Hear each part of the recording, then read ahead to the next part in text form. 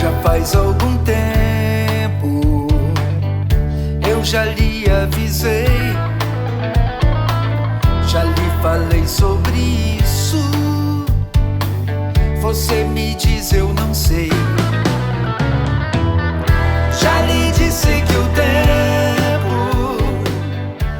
Olá, tudo bem? Eu sou o pastor Fernando Alberto Araújo, da Comunidade Batista Betel, aqui na cidade de São Lourenço do Oeste. E tenho conversado com você como Israel, como fator sinalizador dos tempos, especialmente à luz do que nos dizem os textos bíblicos e os acontecimentos que estão aí aos olhares de todos. Mais uma vez, quero compartilhar com você aquilo que vínhamos falando sobre a realidade deste conflito árabe-israelense e, em especial, visualizando a questão da terra. A terra que muitos dizem ser a razão desse conflito. Nós temos mostrado algumas coisas para vocês que vão na contramão desta expectativa, porque quem habitava, por exemplo, a Palestina durante o domínio turco-otomano? Nós vínhamos falando no decorrer da história quem realmente estava naquele ambiente, enquanto a história ia se desenrolando, mas hoje vamos pensar, eu me sirvo aqui dos escritos compilados pelo doutor Horácio Silveira, apóstolo da Comunidade Batista Betel, e que nos tem instruído com muita habilidade sobre essa questão árabe-israelense, e especialmente quanto ao território, ao domínio e à herança desse território, que hoje muitos querem chamar de Palestina e que nós entendemos ser a terra de Israel. Vamos ver, por exemplo, que há declarações importantes a respeito do período turco-otomano, quando uma declaração de um cônsul britânico de 1857, falando sobre aquela região que hoje chamamos Palestina. A região está em situação deplorável, sem habitantes. A sua maior necessidade são pessoas. Não há sequer uma vila em toda a extensão do vale chamado Jezreel, nem mesmo em um raio de 50 quilômetros. Viajamos quilômetros sem encontrar uma alma sequer. Nazaré está abandonada, Jericó é uma ruína que se desfaz. Belém e Betânia, na sua pobreza e humilhação, não é desejada por qualquer criação. Um país desolado, cujo solo é bastante rico, mas é dado inteiramente a ervas inúteis. Uma expansão silenciosa, pesarosa, uma desolação. Nunca vimos um ser humano durante todo o caminho. A Palestina encontra-se vestida em pano de saco e cinzas. Declaração de MacTown em 1867. Nós estamos falando naquele momento em que o Império Turco-Otomano havia sido completamente desarraigado e como foi encontrada a terra. A restauração da terra desolada da Palestina, como diz MacTown, começou na segunda metade do século XIX com os primeiros pioneiros judeus. O trabalho realizado por esses pioneiros criou novas e melhores condições e oportunidades, o que acabou por atrair os olhares de outros povos próximos àquela região, outros imigrantes que vieram de várias partes do Oriente Médio, tanto árabes como de outros povos que não eram árabes.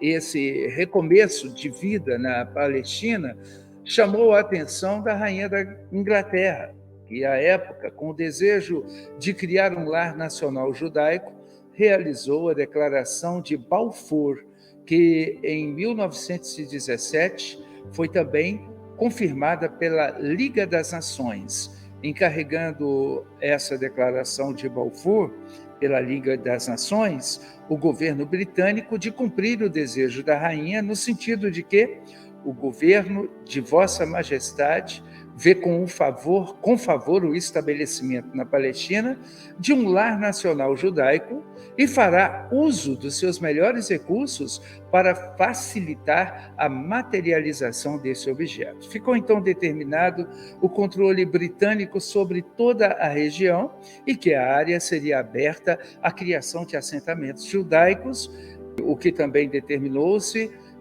a respeito do direito que teriam todos os seus habitantes já residentes na região, os quais seriam os seus direitos preservados e protegidos. Líderes árabes, como o rei Faisal da Arábia Saudita, que expulsou os otomanos da região na Primeira Guerra com a ajuda dos ingleses e do legendário Lawrence da Arábia, apoiavam a vinda dos judeus à Palestina. Eu estou me referindo a um líder árabe de grande autoridade naquela época. Veja o que disse Faisal ao diplomata britânico Philip Noel Baker, que receberia, inclusive, o Nobel da Paz em 1959, na Conferência de Paz em Paris em 1919. Essa fala de Faisal aconteceu na Conferência de Paz em Paris em 1919 e diz assim: é claro que queremos que os sionistas venham para a Palestina. Nós sabemos o que vai acontecer. Eles vão trazer grandes somas de capital norte-americano e de outros países. Vão trazer os maiores cientistas do mundo, e os maiores cientistas são judeus. A Palestina, agora tão árida e em grande parte um deserto, será transformada, vai se tornar um jardim. É interessante que isto se estabeleceu através, inclusive, do apoio de grande liderança árabe da Arábia Saudita naquele tempo. Como questionar uma situação histórica querendo afirmar o domínio de uma terra pertencente a um povo que não estava lá, como vimos, né? Na época do final do Império Otomano e também estabelecido a partir do domínio inglês, segundo, inclusive, a ciência de todos os arranjos geopolíticos da época. Então, quando Israel está naquela terra, não está por ocupação, está por delegação e por uma permissão oficial. Isso é muito importante notar, inclusive, quando falamos do que ocorre hoje lá no Oriente Médio. Quando eu tenho dito, aquele povo que hoje se chama palestino reivindica uma terra que não era a sua terra. Aliás, os mais radicais dentre eles querem mesmo desarraigar Israel de sua terra. E, biblicamente, a gente sabe que os judeus seriam odiados por todas as gentes. Até o próprio Jesus fala disto em Mateus capítulo 24. Bem, nossa conversa é sempre objetiva.